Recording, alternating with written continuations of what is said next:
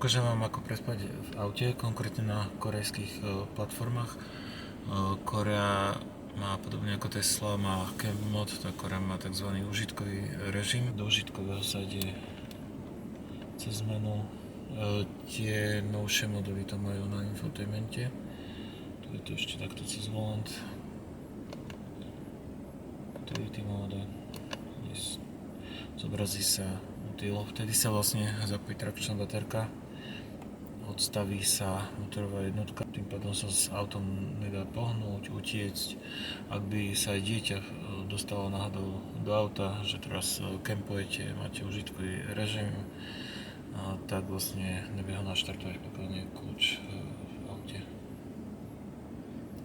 Nové modely majú 3 kW zásuvky, takže priam sa to pýta na takéto použitie. Môžete si napríklad na tripoch váriť, kávovárnu si a podobne. Čo sa týka noci,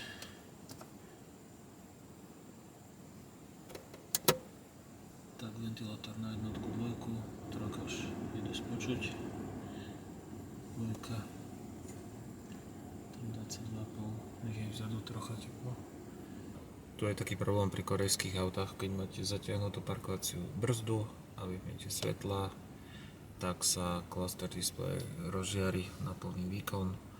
Že jediný spôsob, ako ho vypnúť, je prekryť ho, ja to dám nejakú mikinu alebo bondu. Infotainment, ten je v pohode, sa burger menuje display off.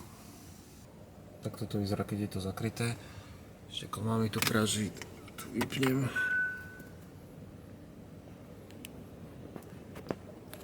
Ešte vypneme radary, čo sú zadné, čudocie a vesko. A máme skoro tu. To je jediné svetlo, čo to auto produkuje. Keď idem spať, v rámci auta sa nepremiestňujem vôbec cez vonkajšie dvere. Prednú sedačku si dám vzadu, to je naložato. A preleziem následne posunú dopredu, vrátim prádlo.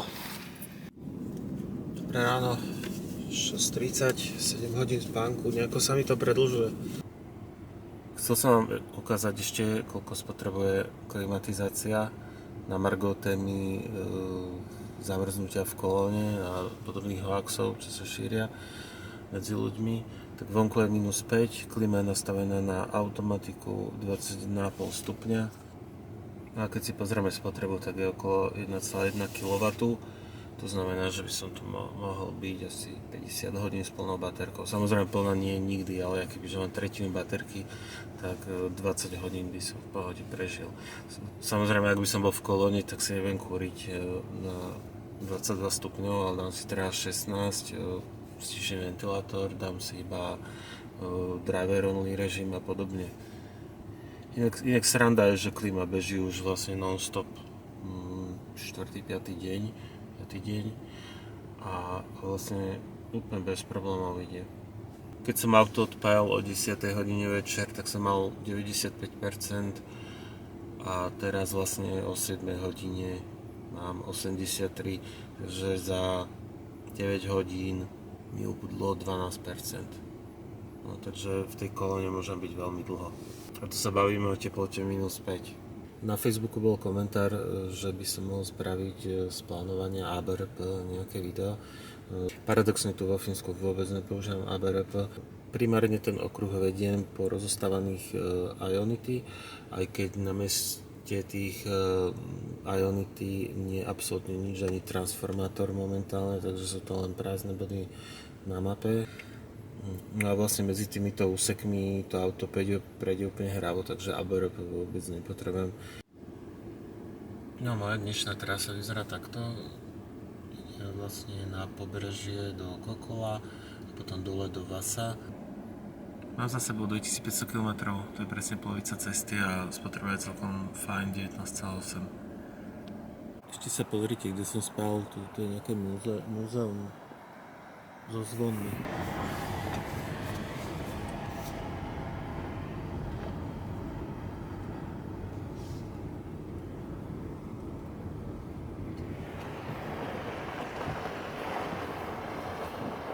telefónna budka. Rada. Ja sa cítim jak Björn.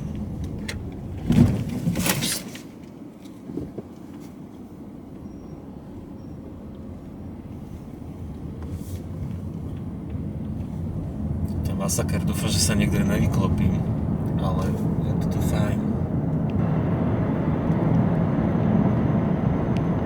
To majú všetky vozidlá, len bary.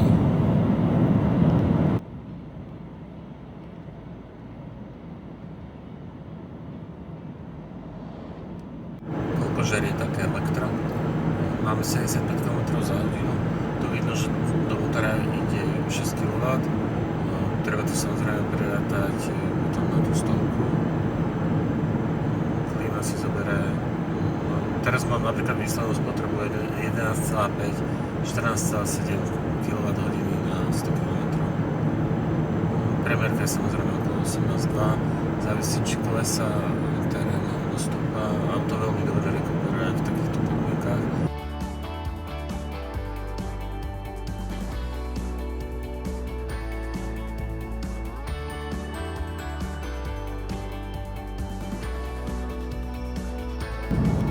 Dobrý ľad je. Idem na kruháč a auto ide rovno.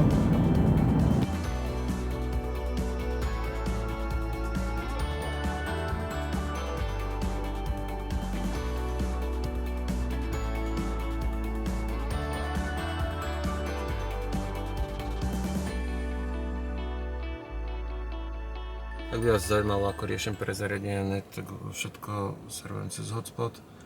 Mám nejaký vyšší paušál, ten má, myslím, že na mezenine, respektíve tam nejakých 70 GB limit. Som niekde na odpočívadle cestou do Kokoly.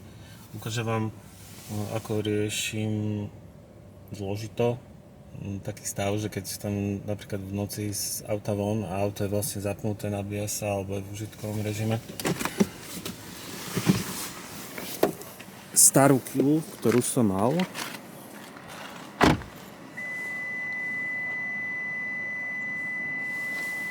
tak stačilo zamknúť. Tu to už nefunguje. Myslím, že všetky korejské auto to majú, aj tie najnovšie. Okrem toho je tam to nezmyselné pípanie. Takže riešim to takýmto rituálom. Si dole okno. Dám kľúč na sedadlo. Zatvorím. Odstráni sa tým pípanie. Zoberiem kľúč. Zamknem. A tam vysuniem do toho. Problém je, že týmto spôsobom sa nedá zase ani odomknúť. Tak jediná možnosť je otvoriť kľúč. Cez toto vyťahnem to. Máme tu manuálny kľúč.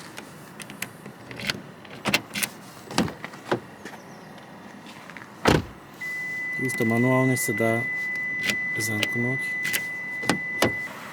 Ešte je tu potom druhá možnosť, použiť aplikáciu Kia Connect.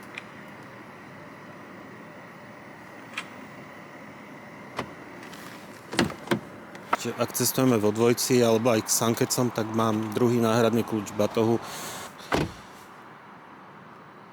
Už nepípam.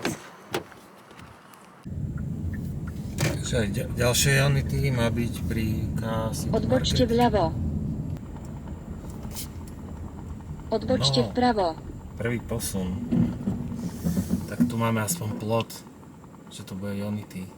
Na tých miestach predtým nebolo absolútne nič. Je fajn mať kartu Kia Charge, ktorá vie nabíjať na 450 000 staniciach v Európe, ale toto nepochopím. Človek, ktorý dá, že 52 € za hodinu. Tu si nehajte.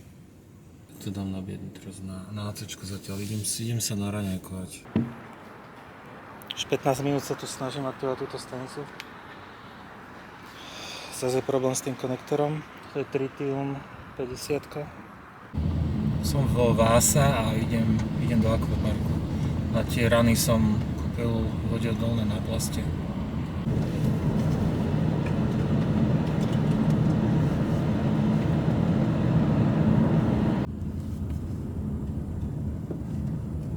Odbočte vľavo na Kaupapuistiko.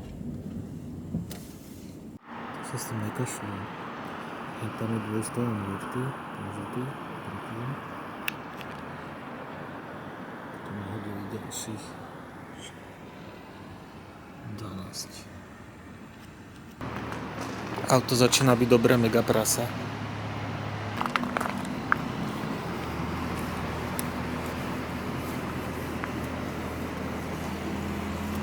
Tak toto je ten čistý lat, ale tam som padol normálne na parkovisku.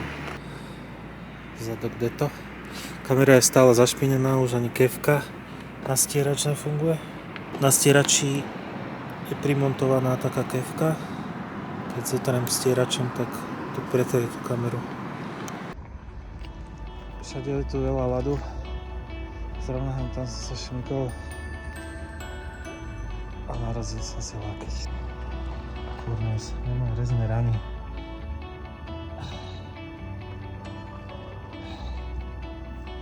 Druhá ruka je horšia. Pozrieť, na čo je dobrý 5-metrový kábel, lebo tu stojí spalovák, akurát mi to dočiahne.